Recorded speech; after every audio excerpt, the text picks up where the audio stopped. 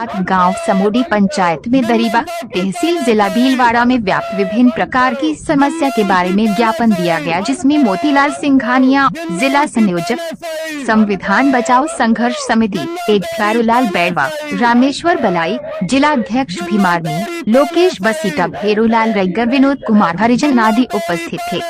नहीं चलेगी, नहीं चलेगी, जिन्नल की तानाशाही, नहीं चलेगी, जिन्नल की तानाशाही, नहीं चलेगी, नहीं चलेगी, जिन्नल तेरी तानाशाही, नहीं चलेगी, नहीं चलेगी, जिन्नल तेरी तानाशाही, नहीं चलेगी, नहीं चलेगी, जिन्नल तेरी तानाशाही। नहीं चलेगी, नहीं चलेगी।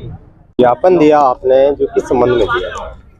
आज हमने समोडी ग्राम की जो मूलभूत जो सुविधा है, जिनमें जिंदल शाह के द्वारा जो पंचायत द्वारा जो ग्राम पंचायत द्वारा जो एनओसी दी गई, जिसमें उस क्षेत्र के विकास के लिए, स्कूल की शिक्षा के लिए, हॉल के लिए, रोड की नालियों के लिए, लाइट के लिए, लेकिन ऐसा जिंदल के द्वारा वहाँ समोडी ग्राम में कुछ भी नहीं किया जा रहा है।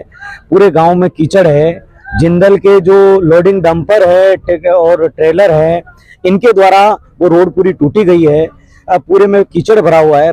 आम जनता का निकलना भी दुर्भर हो रहा है। जिंदल को बार बार मौखिक और लिखित में देने के बावजूद भी उनके द्वारा समोडी ग्राम की तरफ कोई ध्यान नहीं दिया जा रहा है। इसीलिए आज 5 सूत्री मांगों को लेकर कलेक्टर साहब को ज्ञापन दिया है कि हमारी 5 में पहली मांग है कि समोडी ग्राम में जो समोडी चौराहा है, वहां से लेकर दरीबा गांव तक की सड़क पूरी टूटी गई है और समोडी गांव की जो सड़कें टूटी है उसको बनाया जाए और नाली का निर्माण किया जाए। दूसरा है कि प्रत्येक सड़क के ऊपर जो सड़क के जो लाइट पोल लगे हुए हैं उसके ऊपर रोड लाइट लगाई जाए, ताकि अंधेरे की वजह से आए दिन एक्सीडेंट होते हैं, कई तरह की घटना घटी तो भी वो नहीं हो। तीसरी मांग है कि रेगर मोहल्ले में एक आधुनिक लाइब्रेरी का निर्माण किया जाए, जो वहां से दूर से चल के बच्चे एक हाईवे को क्रॉस करके अपनी जान को खतरे में डालते हुए शहर में आते हैं, तो वहाँ आधुनिक लाइब्रेरी का निर्माण होगा तो वो बच्चे वहां पढ़ेंगे, ताकि वहां से डॉक्टर, वकील, इंजीनियर, IAS, IPS निकल सके।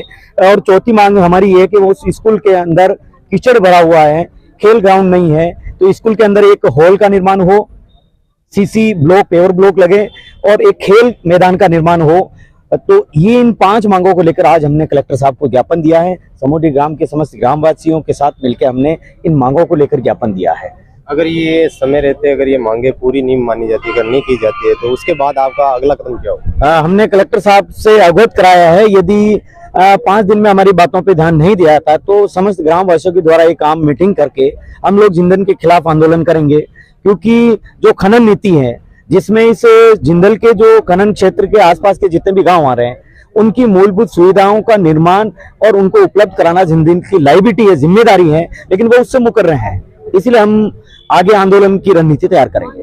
ठीक है सर, धन्यवाद।